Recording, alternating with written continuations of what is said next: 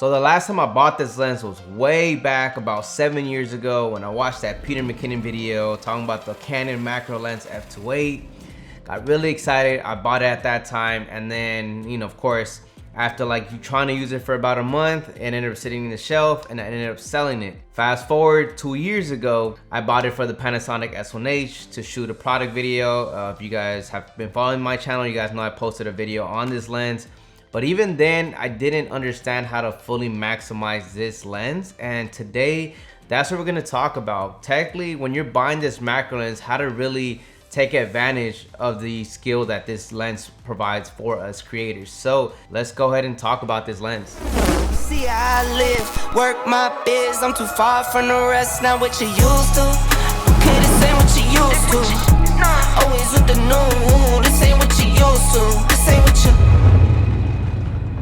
So the reason why I'm gonna do this follow-up video is because I don't want you guys to buy this lens. It doesn't have to be the same Sigma 105 f2.8. It could be any other macro lens out there, but I just don't want you guys to get it and then have it sitting in the shelf, as it happened to me 2 times in a row. So this third time is the charm, but it took me a long time to really fully understand how to maximize a macro lens. So that's the first thing I want to talk about.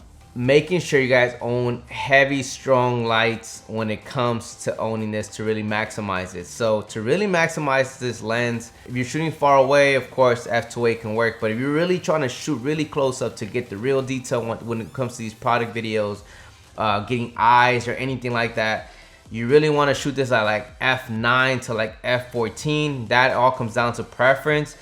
And you're still gonna get the shallow depth of field, not within that little part, but you know, anywhere. Like let's say if I'm shooting myself right here where the lens is at, from this distance, if I also shoot myself at f14, you're still gonna get a shallow depth of field. You're just gonna get more sharpness. And that's one thing that I wish I knew or someone made a video on. So I didn't buy this lens because I wasn't prepared for it, or I wasn't gonna be able to maximize this lens.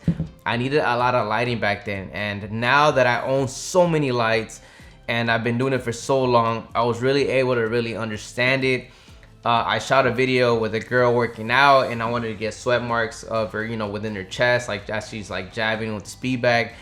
That we were able to get it with the macro lens at f9. And if it was at f2.8, like I was shooting 2 or let's say 7 years ago, there'll be like literally no detail. f2.8 to get that mark, it'll be so small that any little movement, it will just be trash.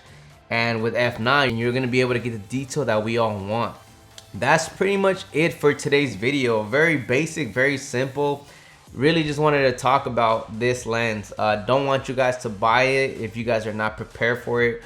Again, if you guys are shooting outdoors, you're more than, you know, go ahead and buy this lens. It'll work for that. But when you're trying to shoot indoor, you're trying to shoot these product videos, normally I found the sweet spot is f9 to f12. I mean, you could do f8 as well. I mean, you can jump around with those apertures, but it has to be really high. It cannot be wide open at f2.8.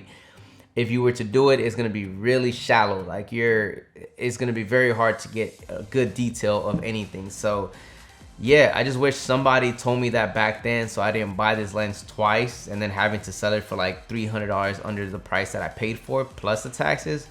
So that's the only reason why I wanted to make today's video, so you guys don't make the mistake that I've made, because I'm pretty sure a lot of us have made it. So if you guys are trying to get into these type of videos, make sure you guys have the lighting for it. So hopefully this video helped you guys. If it did, drop it a like, and I'll catch you guys on the next one. Peace out, guys.